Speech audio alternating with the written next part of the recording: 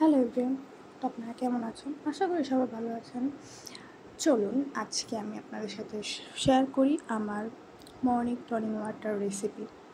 প্রথমে আমি তার জন্য যা করি সেটা হলো একটুখানি গাজর, শসা, একটু আদা আর একটু বিটরুট সুন্দর করে কেটে নিই।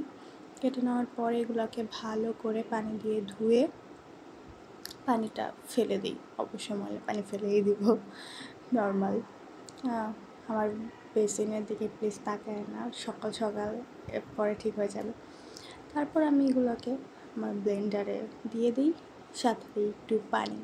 অবশ্যই পানি না দিলে এটা ভালো করে ব্লেন্ড হবে না, এই কারণে অবশ্যই আপনাকে একটু পানি এটার সাথে অ্যাড করতে হবে। তারপর এই যে দেখুন কি সুন্দর একটা স্মুথ পেস্ট রেডি হয়ে গেল। তারপর আমি এটাকে নিয়ে নিই আমি যেই মগে করে খাবো সেটার মধ্যে। আর হ্যাঁ, তারপর কিন্তু আমি ব্লেন্ডারটা পানি দিয়ে ধুয়ে ওটার মধ্যে যা থাকে তাও নিয়ে নিই, এটা আমি আর ভিডিওতে দেখালাম না। তারপর আমি এটার সাথে একটু এক্সট্রা পানি অ্যাড করি, একটু যেন পাতলা হয় এই কারণে। তারপর আমার প্রিয় জিনিস দই। আদার ওই স্মেলের তো আর এমনিতে খাওয়া যায় না, সরি দই না, মধু, ভুলে দই বলে ফেলেছি। মধু একটু মিষ্টির জন্য। আর মধু এমনিতেও খাওয়া ভালো, আপনারা সবাই জানেন। তো দেখুন কত সুন্দর একটা স্মুথ পানি রেডি হয়ে গেছে।